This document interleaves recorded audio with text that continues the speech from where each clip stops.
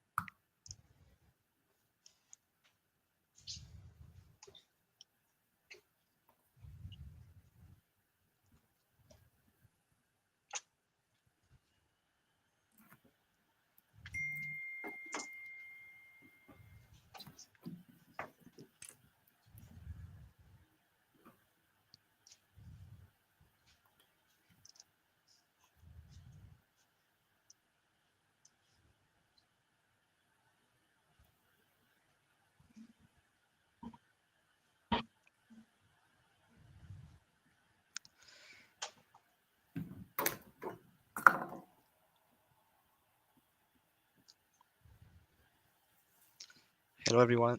Hello, Sami. No.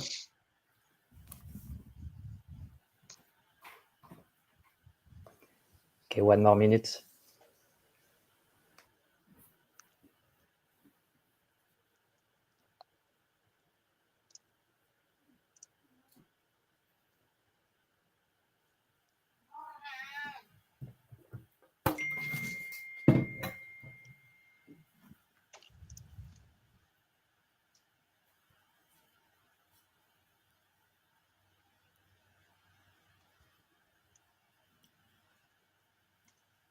Hello.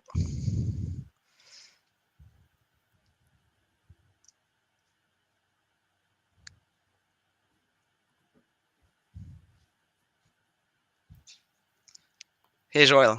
How are you?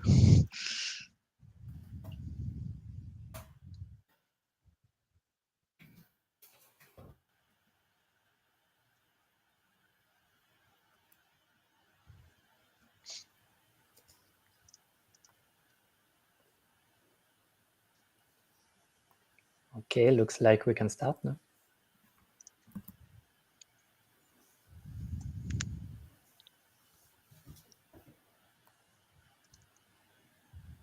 Yeah, I think we're good. People will join in the meantime, and I think that it's gonna be posted anyways on the on YouTube. Cool. So hello, everyone. It's a pleasure to host this AMA for Massa today. So I'm Sébastien. Today with me, I have Damir and Brian. Damir, you already know him. He's the CTO of Massa Labs. Brian, you don't know him, or some of you may. He's the CMO of Massa Labs. Maybe, Brian, you can tell a few words about yourself. Yeah, real pleasure. I came to Massa just a few months ago, and I've come from background in Web3 over the last year and a half. I was at Harmony for a year, running their various initiatives from metaverse to marketing to communications, and then we were hacked by the Lazarus Group of North Korea, and then I got hit up by a lot of recruiters, and I decided that I wanted something that was going to be sustainable over the next that last longer than 6 months, for example. And I really saw what Massa was up to and the incredible, chain it has and how unique it is. And I thought that this would be a great, great, great project.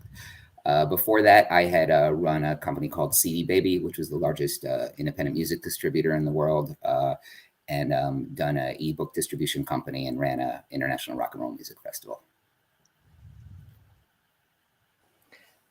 Cool, thank you. So let me give you a bit more context about why this AMA now. It comes after the blog post we published 10 days ago, I think, with big and good news. So if I summarize, the main announcement was that we are getting ready with the development of the testnet, which is almost done, and the mainnet is getting closer and closer.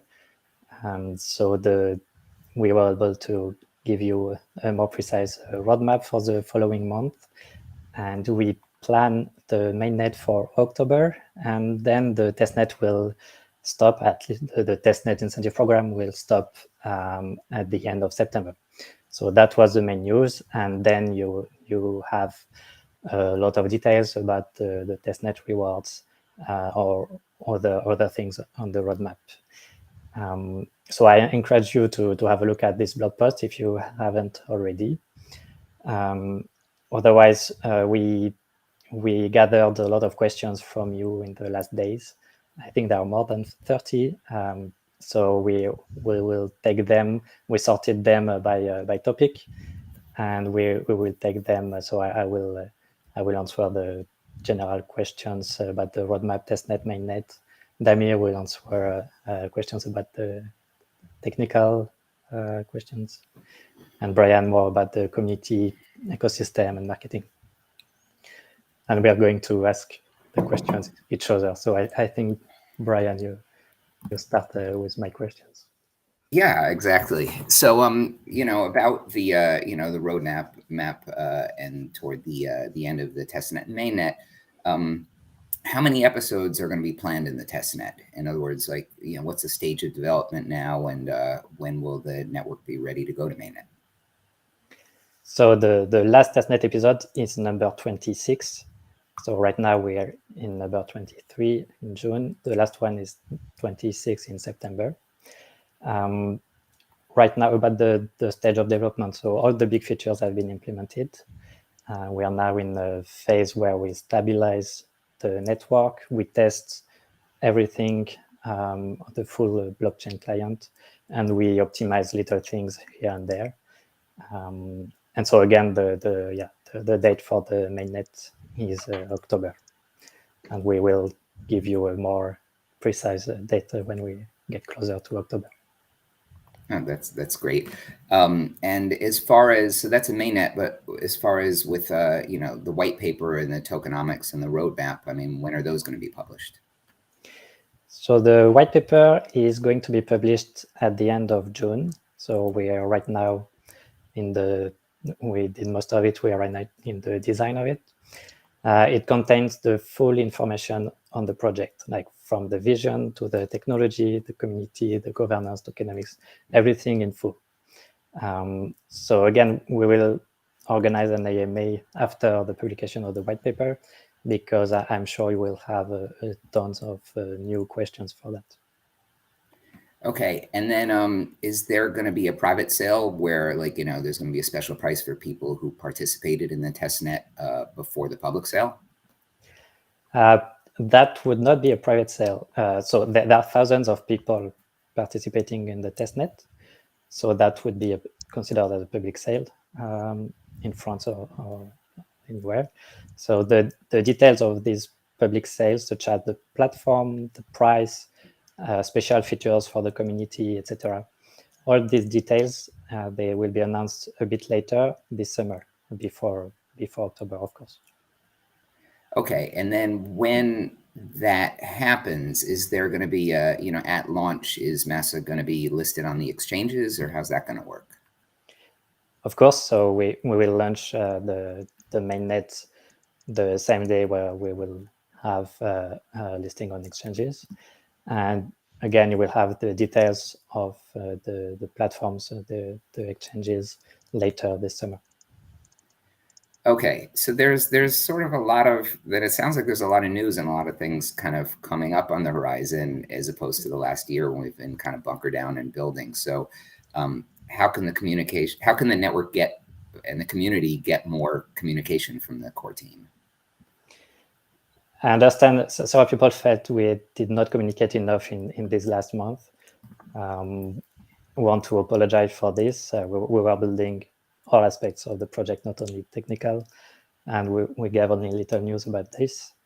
Now that we are much closer to the launch, we have much more information to share with you, as you have seen in the blog post, as you will see with the white paper. And yeah, towards the mainnet, we will be more careful to keep you updated with all the developments. Okay, so just happen on a continual basis then over the next few months as we go toward mainnet then. Yep. Okay, so then somebody asked a question that was sort of touched on why I came aboard, but I wanted you to speak to it, which is kind of like, well, why is Massa building, as a layer 1 blockchain instead of building on other layers? I mean, there's some buzz around and, almost super saturation of, sort of L2 projects. Like, there's going to be the L2 summer. Of course, last year was going to be the year of the DAO, and instead it was the year of the bridge hack. But why is Massa building as a layer 1 blockchain instead of building on other layers at this point? Well, this is simple. We really needed a solid ground to build and to host the Web3 applications. And we came to the conclusion that it's not possible to build these completely decentralized, completely scalable apps on other layers, layer 1 or layer 2s. And that's why we started the Massa layer 1 blockchain for this. Okay. There's a bunch of questions about, about sort of the tokenomics and rewards. Is that something that you're ready to speak to? Okay, cool. So in terms of the rewards for testnet, what's the percentage of rewards for testnet? So you mean for the testnet, the people that run nodes, right? Yeah. So let me zoom out. The total initial supply for the mainnet is 1 billion tokens. 1 billion Massa tokens. And there are 8% reserved for testnet rewards, so 80 million. And you will have 2 months to claim the rewards from the end of July to the end of September. And the rewards that are not claimed by the end of September will be redistributed to others up to a maximum of 10 tokens per point. So we expect the number of tokens per point to be between 8 and 10. Okay, and then is there a lock period for airdrop holders? And if so, like how long is that? Yeah, these rewards will be partially locked. And it will be written in the Genesis ledger. There are 30% of the rewards that are unlocked on mainnet, and 70% that are locked but released linearly for 2 years. So 2 years linear vesting. Okay, with 30% unlocked on mainnet then. Yeah. Okay, that's cool. And then how will people get them? I mean, are they going to have to like create a new wallet just dedicated to the mainnet to get these real Massa coins as testnet rewards, or what's the procedure for all the things that people need to do to get these incentive coins? So we have a Massa bot that these people probably know already. They use it to register in the testnet program. And this Massa bot will contact the people probably at the end of July for 2 things. One is to get the Massa wallet for the mainnet, and please use a new wallet for that. And second thing is to give a link to pass the KYC. And we will give you more details on this at the time of this procedure. Okay, so you're mentioning, kind of the link to the KYC. There are people that have asked that I saw just about different regions, like, about, what happens if they're in a specific region. Like somebody was from China and didn't know, like, okay, well, they're not going to get rewards. Is there any other way of getting them from running the testnet node? Or why is the USA, my country, excluded from this? So is it a definitive exclusion, or what's the story with these sort of regional things? So we published last week the list of countries that are not eligible for the testnet rewards. Currently, they are USA, China, Iran, and Syria. So unfortunately, there is no legal other ways to give these rewards. So, for instance, USA, someone asked why they are excluded. That's just for regulatory reasons, and we cannot go around that. So we will communicate the definitive list in September, but we don't expect changes for these countries. Okay. And for the annual staking reward, how much is that going to be? And is there going to be like token inflation, or what are the tokenomics of that? Yeah, there is. So yeah, I can give you all the details. So we have approximately 1 Massa created per slot, and there are 2 slots per second. So in 1 year, that's about 64 million Massa created. And if you remember, there was 1 billion tokens in total at the beginning. So 64 millions, that's 6.4% of the total initial supply. So the inflation rate is 6.4% at the beginning, the first year. And this percentage decreases over time, over years, because there are more tokens year after year, but the number of rewards of tokens created is the same. So after 10 years, it will be more around 4%. After 20 years, it will be more around 2%. Now, for any given staker, the annual return is expected to be higher than 6%, because not all the coins will be staked at any point in time. And the 64 million Massa are shared between all the stakers. So we expect the return for any given staker to be between 10 and 15%. And of course, that will depend on how many people use their token to stake. The more people use them to stake, the lower the rewards, the lower the annual percentage return, and vice versa. Okay, but right now it's between 10 and 15% for the annual returns. Yeah, should be this in the first year. Yeah. Okay, we got a bunch of technical questions, which and I know there's been a lot of developments there. So I guess Damir is the person, I guess, that would answer those. One of the big ones is what features are left to be implemented until we go to mainnet in a couple months. So Sébastien touched a bit on this, but I'm gonna dig a bit deeper. So on the core node side, we have all the features we wanted. So everything is there. Now we're mostly stabilizing things. Stabilizing, testing, auditing. The last features that have been implemented were mostly the capability for the network to restart in case of emergency, in case of like big crash, we should be able to restart.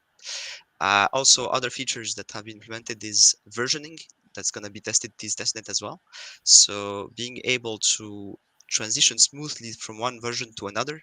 For example, if a problem is discovered, we should be able to smoothly transition versions without having to restart the testnet like we do currently. So that's all implemented and being tested. On the tooling side, we are currently improving the usability of Massa Station. We are going to announce it more formally soon. It's going to be equipped with a wallet, and this wallet is the one that we recommend be used for the rewards and the initial staking. We're also building an indexer on the side that's going to facilitate the construction of explorers. So all this is being done. All these surrounding tools are being finished as we speak. All right, yeah, I'm really excited about the indexer. I mean, that's gonna be awesome. You had mentioned Massa Station. Somebody had asked about what's the transition period in mainnet, like what do people have to do, and is that how they would do it, or what do they have to do with that? Yes, so as Sébastien stated, people are going to be contacted by the bot. The bot is going to give all the details, but basically in the big lines, we recommend that you use Massa Station to generate a new wallet, because if you use an unofficial wallet, there's always a risk that it contains a backdoor or something, because we have not audited it. So we really recommend that you use the official wallet, and the goal is that you use this wallet to do two things. Use Massa Station to do two things. First, to access the web, to use the dApps, and second, to basically use your wallet. So the idea is that the Massa bot is going to ask you to send your address, and that's where we're going to send the coins when the testnet is launched. So that's when the mainnet is launched. That's the idea. Okay, and for the for running a node on testnet, there's certain requirements or whatever. What's the eligibility criteria for running it on mainnet, for running a node there? So you need to know that So the requirements are similar to the testnet. It's essentially the ones that we have put on the FAQ since the beginning. So the main target, like the ultimate hardware for Massa, would be a desktop computer with 8 cores. Any CPU brand works. 16 gigabytes of RAM, 1 terabyte hard drive, and you need 100 coins to start staking. So that's very low in terms of entry barrier, and that's the idea. No need for GPUs, no need for supercomputers. We actually recommend people to run them at home, but a VPS works as well. For you to know, one risk that we have is that if there's not enough load on the network at the beginning, many people will switch to lower nodes. And the risk is that if then somebody starts spamming, attacking the system, all these nodes are gonna fall. So what we're gonna do is that right away from start of the mainnet, we are going to spam the network with transactions. So the network will be loaded all the time. There's going to be almost the maximum of transactions per second through the network all the time. So this is going to prove two things. First, it's going to show us which nodes are actually stable, and naturally select the ones that are fit for handling the mainnet in case of attack. And second, it's going to prove that Massa actually sustains the amount we promised. All right, that's super cool. Do we have any particular expectation at the beginning how many nodes there are going to be? I mean, within the first few months of the first year. So at the very beginning, we expect a few thousands, like on the testnet currently, because it's essentially the same thing. We made sure that it's very similar. So we expect most people to do the transition towards the mainnet because it's just a natural next step. It doesn't require anything more complicated. And so that's for the initial stakers, but then we expect some growth, and we have designed the protocol in a way that it sustains tens of thousands of nodes in the network, and this is going to be beneficial for the stability of the network when the load increases. Okay, this is really cool. I'm still this whole thing about a spamming network kind of prove our own robustness is just, I don't know. I can't get over it. I think it's awesome. There in terms of us being, you had mentioned this earlier, but somebody had asked about it in terms of being, why are we in L1 and not L2? But it seems that some of us are already exploring and investigating an L2 solution to scale Massa further, even though we're kind of pretty hyperscalable with really robust security. So why are we even bothering looking into to an L2 solution? Because we have a great vision for Massa. We see it as becoming heavily used in the future. So until we reach the peak of Massa, which is 10,000 transactions per second, basically, approximately, we should not have any problems. However, when we reach this level, when people start using it massively around the world, then what's going to happen is that transactions fees are going to start increasing because we're capped at about that transaction per second.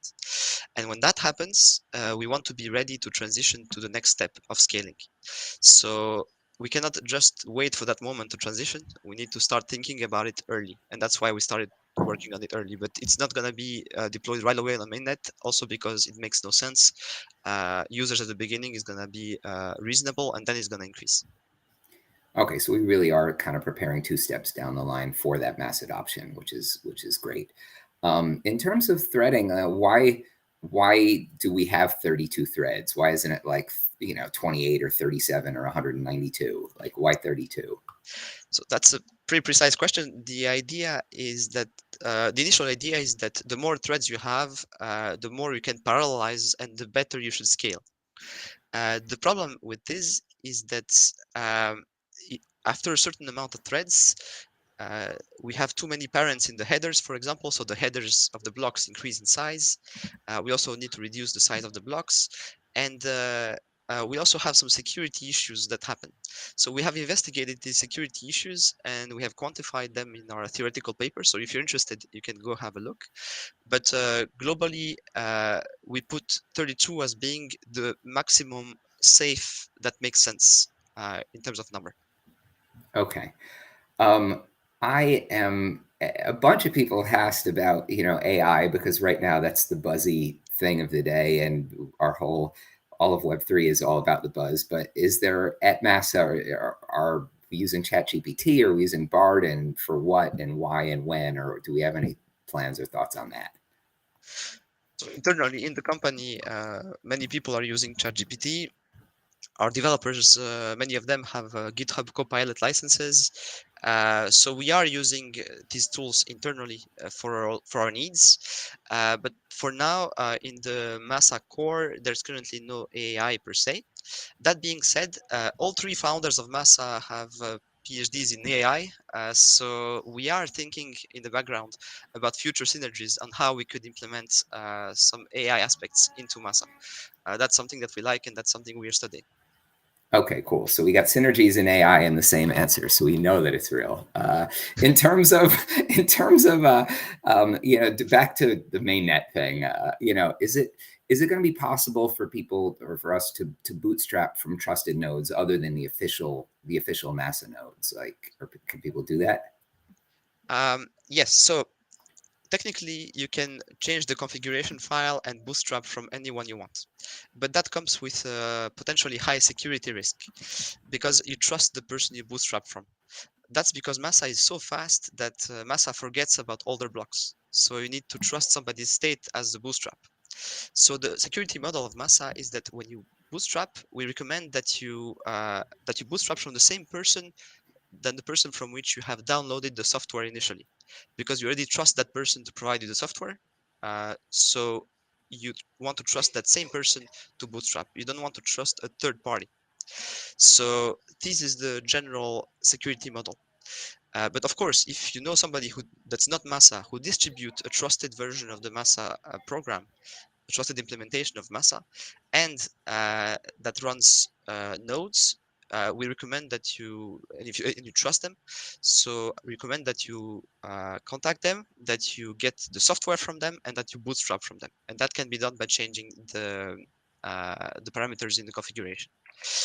You have all the details on docs.massa.net. We have written a little page called Bootstrapping in Massa. It explains all the philosophy and why these choices have been made. So if you're interested, feel free to go check it out. Okay. Somebody had also asked about coin burn protocols. So do we have any in place, or how does that work? Okay, so in Massa, there are two main sources of coin burns, actually three. One is voluntary burn. So if somebody decides to forget their private keys or to burn them coins, it's a voluntary burn, so the coins are forgotten. The second is autonomous smart contracts. The autonomous smart contracts, because they run autonomously, they don't pay the stakers because it's not the stakers that include them in their blocks. So the fees for autonomous smart contracts are actually burned. And the third aspect is slashing. So if you run two nodes with the same keys, or if you try an attack on the system, your roles will be slashed. I mean, every time you do one attack, one double stake, one of your roles will be slashed. So these are the three sources of slashing in the network. Okay. In terms of slashing, I mean, there's been some questions about security, and after my experience last year at Harmony, it's something that's of great import to me as well. But what is there going to be a security audit, and then for users, is Massa going to be supported on Ledger or HSMs? Okay, so there's two questions there. So yes, we are being audited. Our consensus system is being audited currently. It's about 85% progress. We have received the first report. We are remediating the findings, and it should be done in about 2 months. So that's the timeline of the audit. Of course, once it's ready, we'll publish the audit's results on our website. So for support on hardware keys, HSMs, ledgers, etc., that's something that's planned. It's low priority, which means that we want to make sure that everything is stable before implementing that. So basically, if we have time, we'll put it in before the mainnet. Otherwise, we'll do it just after the mainnet. Okay. In terms of an emergency shutdown of the network, we were talking about that, but then we are the decentralized network, the most decentralized one across all layers of the protocol. So how can we even do an emergency shutdown of the network when the network is decentralized? So that's actually we just coined the term in a bit unfortunate way. It's not a shutdown. It's crash recovery. So the point here is that we want the system to be able to recover in case of a catastrophic crash. Catastrophic crash means that all nodes die suddenly because something happens, whatever, a big bug. All nodes crash. We need to be able to recover from that. So that Massa is not over forever, that data is not lost. So this is the core of the thing. Now, we do not have the power as Massa Labs, we don't have the power to shut down a network. Um, we're not Solana. We're not capable of doing that because by construction, the network is decentralized. So in order to be able to test this crash recovery, what we did is that we simulated the crash. Just like we cannot stop the testnet episodes, what we do is that we put a little condition, a little trapdoor inside the Massa nodes during the testnet, so that when a certain date is reached, the node shuts down. For example, that's what we did before at the end of testnets. We say end of testnet reached, we stop the nodes. Of course, this is only for testnets, and it's there just to simulate the crashes or the stops at the end of testnet. It's not Don't forget to remove that in mainnet. Yeah, I won't. Of course, this will not be present in the mainnet, but that's how we stopped the network. Actually, we cannot stop it. What we did is that the program installed already contained a preset time at which the node simulated the crash. And we actually, this episode, we run this. All nodes simulated this crash at the same time, and the network successfully recovered. So we're very happy about it. It's been hard work to make it work.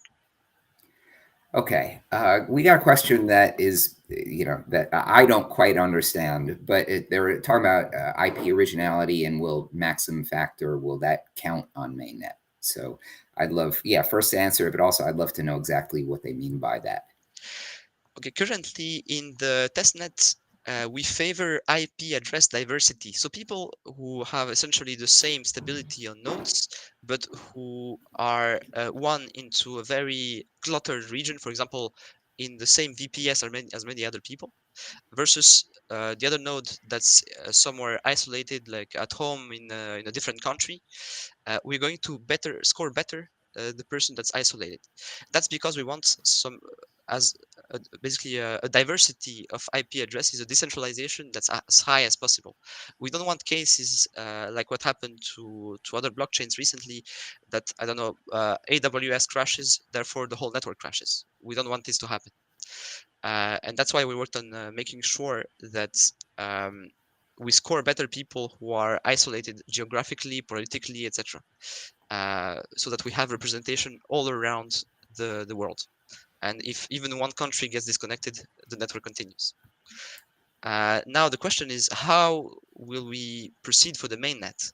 So obviously, right now it's easy because we have control over the scoring. But for mainnet, it's going to be a bit different. For mainnet, what we're going to do is that inside the nodes, by default, there's going to be an IP address diversity maximization system that favors your node connecting to diverse IP addresses instead of connecting to one single cluster.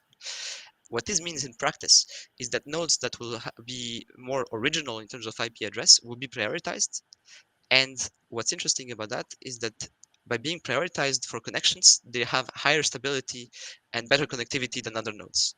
So people still gain from maximizing their maximum factor even in the mainnet phase.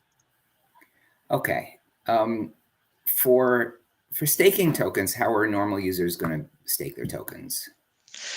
So there's been a bit of a drift in the concept of staking throughout the years in the blockchain communities.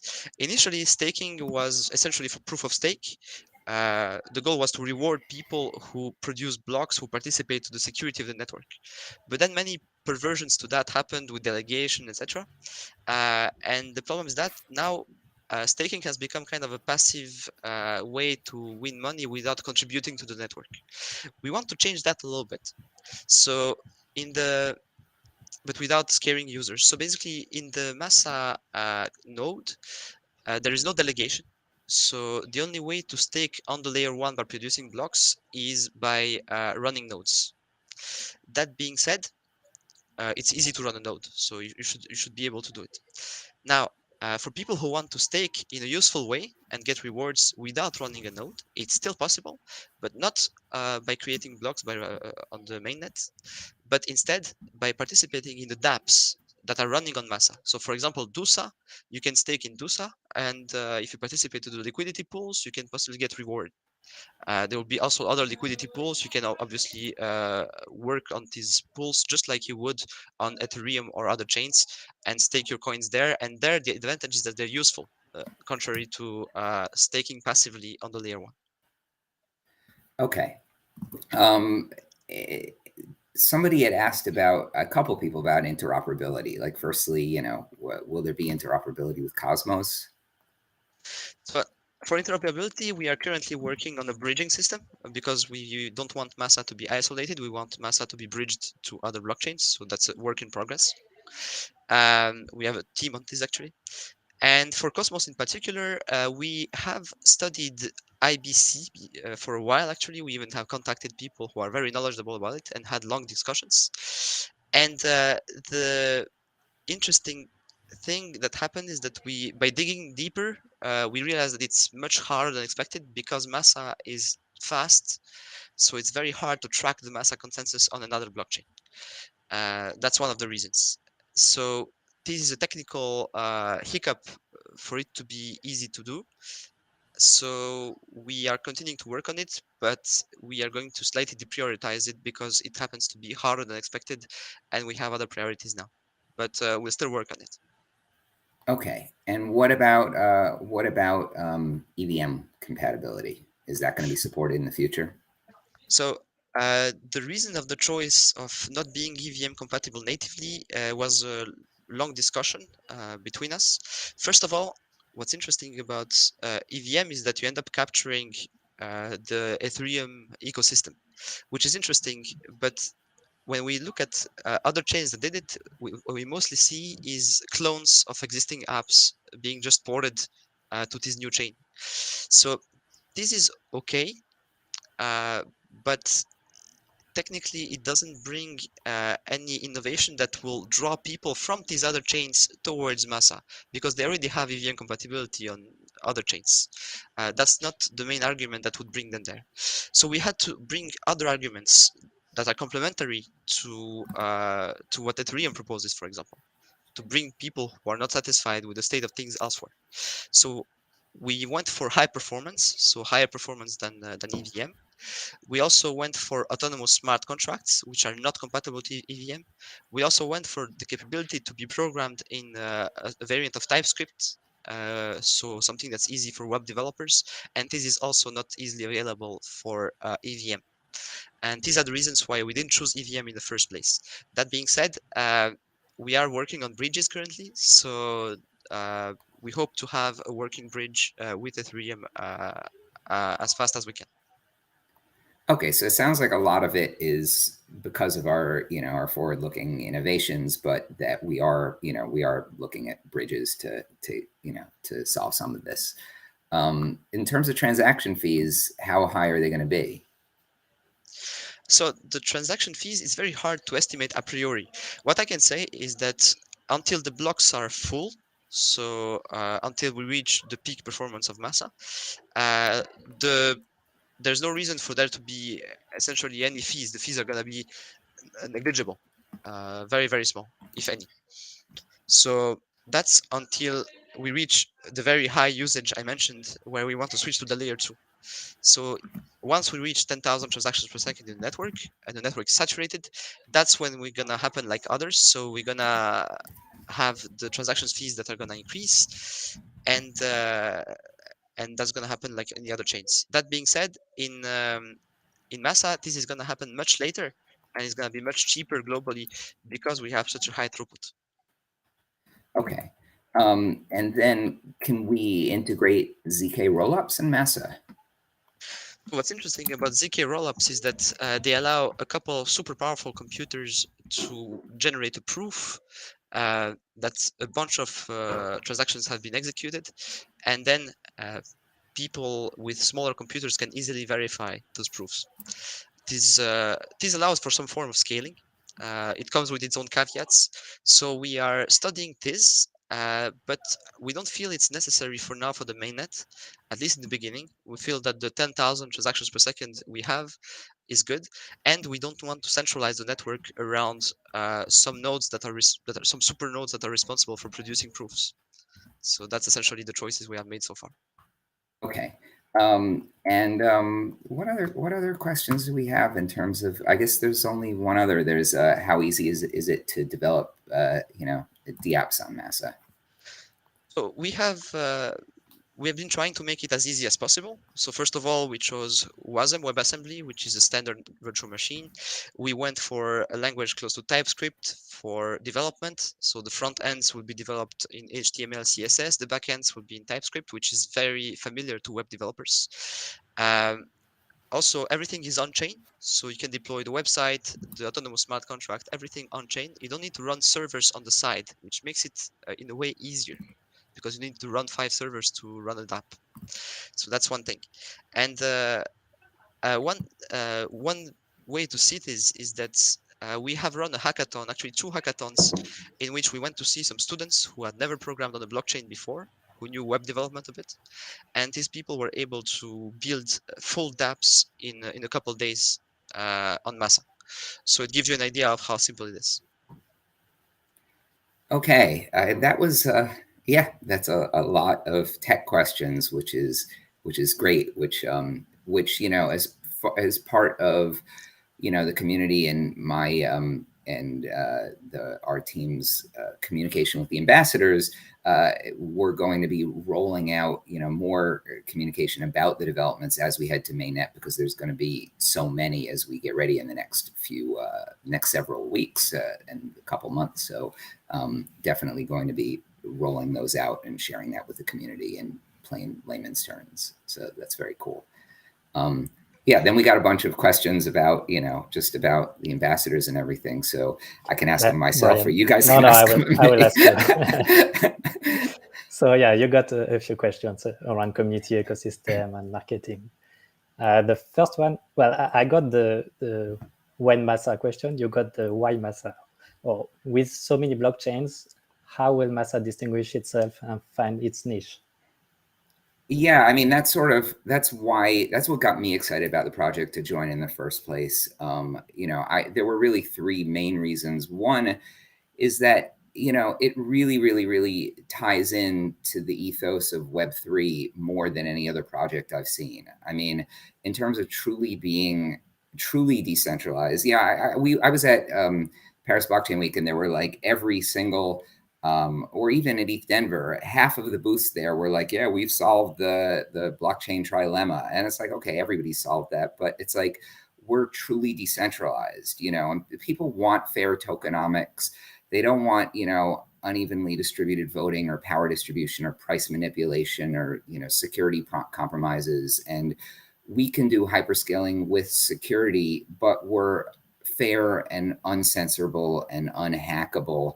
And it really ties in with the ethos of why we're here in the first place, because it's easy to scale when your Nakamoto coefficient is 2, when you are centralized, but we are decentralized. So I think that's one way we distinguish ourselves. Another way that we can grow kind of also and find our own niche is just through ease of adoption, that we've got a developer-friendly stack, as Damir mentioned, variant of TypeScript, which can really bring in. There's so many developers who are familiar with it that just don't know Solidity. And as Web3 expands to capture the other 98% of internet users, we really are well positioned to get those. And any developers who come aboard, they really have first mover advantage. And we have a familiar, UX for Web3 users as well. So I think ease of adoption is another way. And I think the third is just, we've got these unique technical innovations that I've never seen before. And I think they could be really, really, really interesting and useful. The one I'm most excited about is, the autonomous smart contracts that can wake up by themselves and aren't reliant on bots that are, censorship resistant, hack efficient, secure.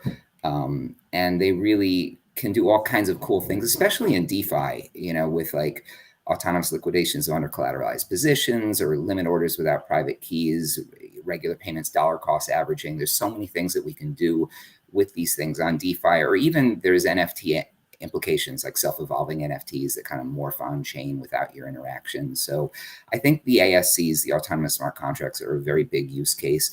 And another is on-chain web, where unlike these, websites and ISPs on centralized services, ours is uncensorable. It can't be hacked like Uniswap's front end was, or BadgerDAO's website hack.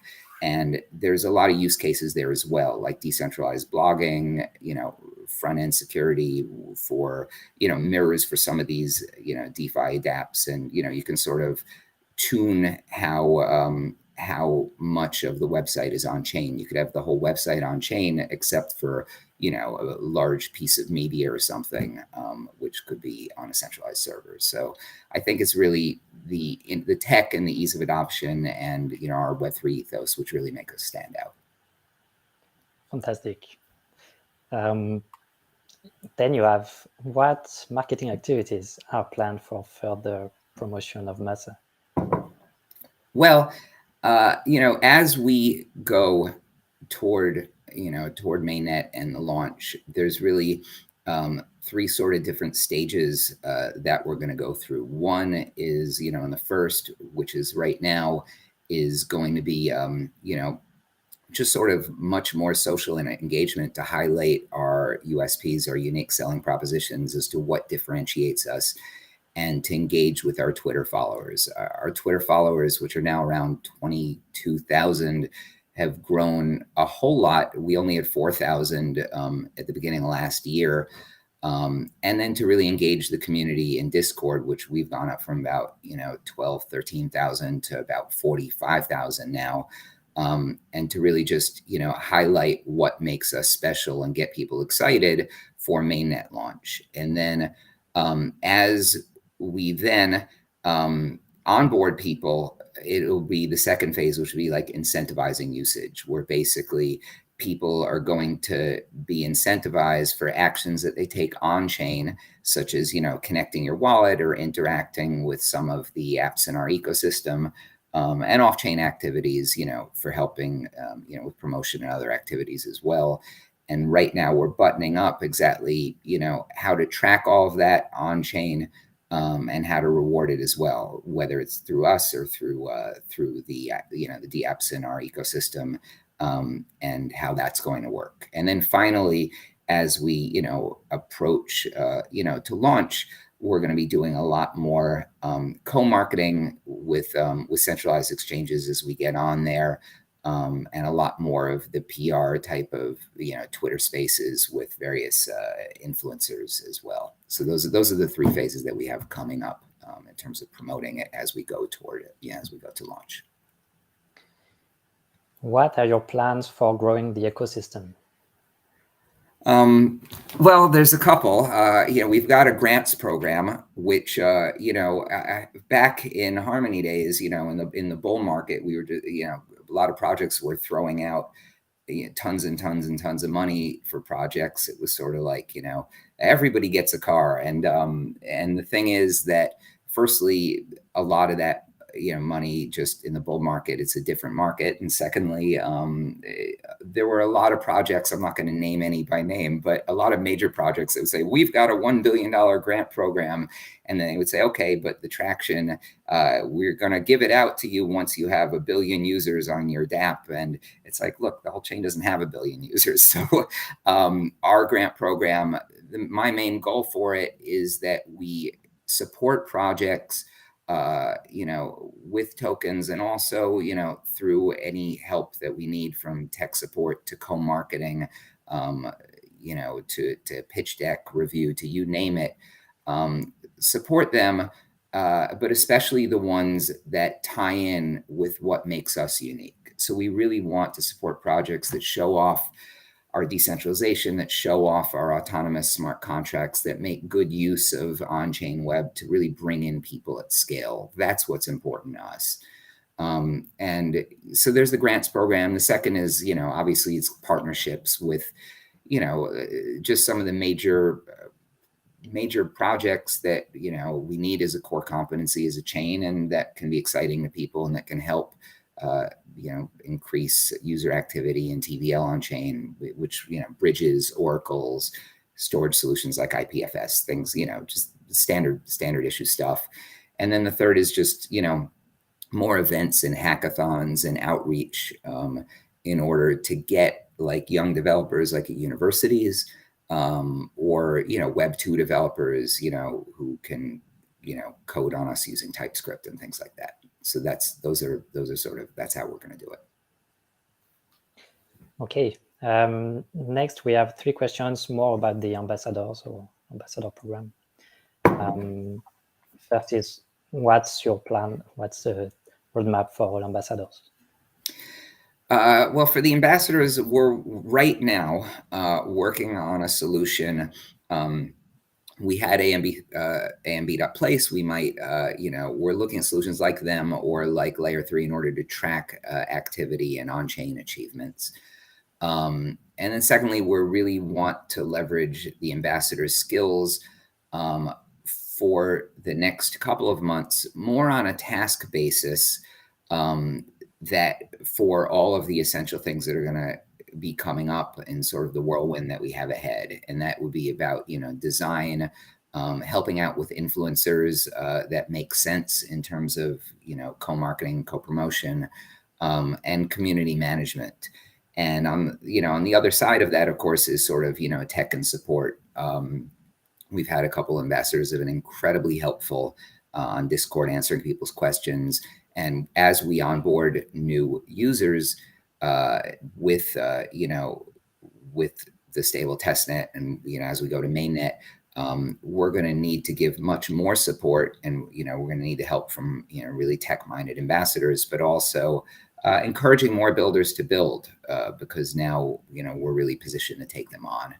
And then the third thing I had sort of alluded to earlier is just much more, because the tech updates are now, you know, kind of flying fast and furious, to really just have a more of a cadence of communication with them. We've started outreach one-to-one with some ambassadors, and we're going to be doing it with more and more regular meetings, and especially more updates about what's going on at Massa, especially regarding the tech. Okay. Will there be a new recruitment and purge of inactive users of the program? So yeah, I mean, I'm sure. I'm going to answer that a little bit in reverse. The purge is happening as we speak. Purge sounds like Hunger Games, doesn't it? But we are paring down. It had gotten unwieldy. There were, you know, too many for our team to manage, and we've been reaching out to them through whatever communication we've had, and then mostly Discord, some Telegram, some email, and we've been solidifying the incentives. So many, if not most, if not all, of the ambassadors have now, you know, gotten much more clarity on the incentives, and basically we've been paring them down. And over the next 2 weeks, we expect to complete that process. For recruiting, that's happening on a case-by-case basis. Right now on the Massa website, it says that the ambassador program is closed because we want to really manage it carefully and really have it be much more effective instead of just this unwieldy beast. It's happening right now on a case-by-case basis, and that's coming from referrals. It's coming from the top leaders on Zealy, and it's coming from just what we're seeing, you know, in the community, just skilled leaders and artists. And someone's asking, can we have defined roles and responsibilities regarding community activities? Yeah, that's a great question. The answer is yes, and we need to talk to the most interested in specific ambassadors who are interested in such a thing to better coordinate making it possible. I had been looking in the Discord, and we had already tried this or something kind of similar to it last year. And there were a lot of these sort of self-organized little committees and chats, which kind of died down around January. And I think it's a great idea. It's just, you know, to work especially on things like education and technology and maybe on translation. But yeah, I think it's a great idea. So I would love to talk to, the most interested ambassadors to say, okay, great. How can it be truly self-organized, or can we help and work alongside you at the beginning to really have some leaders step up and, run it with us to bring these teams together, so that way we can sort of organize our education technology translation and maybe even promotional efforts together. So absolutely. Right now, we've been thinking, okay, great, we've got the social piece, and then the incentivization piece, and then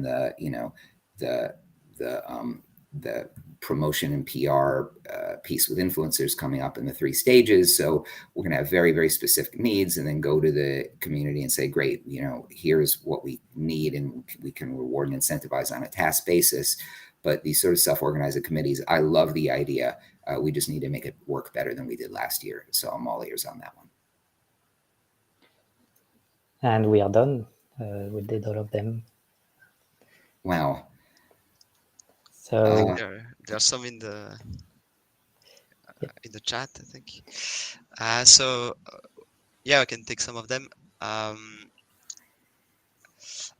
People who want to become ambassadors, feel free to contact our teams on Discord. I think it's gonna be easier. Any official apps except the wallet planned? There's going to be a few official apps. At launch, we focus mostly on the node itself and the tooling around it. But we're going to incentivize people to build apps, to bring more apps on the system. And later, we're probably going to deploy some of them as well by ourselves. There's one about the minimum points to get the rewards from testnet. So yes, it is 200 points by the end of testnet 24. So you can still make it. It's getting harder and harder, but if you start now, you can still make it. Okay, we got one from Vedat. Hep Türk Dodu Burası Evet Oğlum Adı Anatol Anadolu gibi. Okay. Okay. What else? Oh yeah, the monkey. I am torturing the monkey, so he's stuck there. And, poor thing.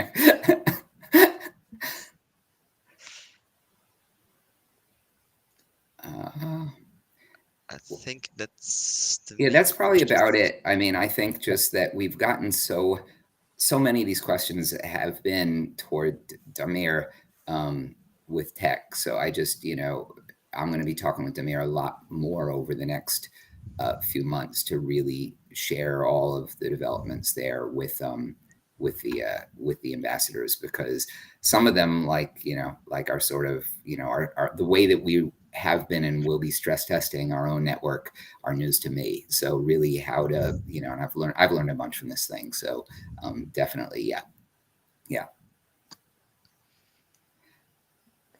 Okay. Well, thank you all for helping, and thanks to all the node runners, thanks to all the builders, thanks to the whole community that is growing very fast. It's always very inspiring to see you. It's and it's my pleasure also to come whenever I have a bit of time and answer your questions. So you'll see me appear sometimes in the different channels. And yeah, we will meet again in 1 month approximately after releasing the white paper. For another IMA, you will have plenty of questions. So yes. Looking forward to it. Thanks a lot for attending, and yeah, see you soon. See you all. Cool. Take care.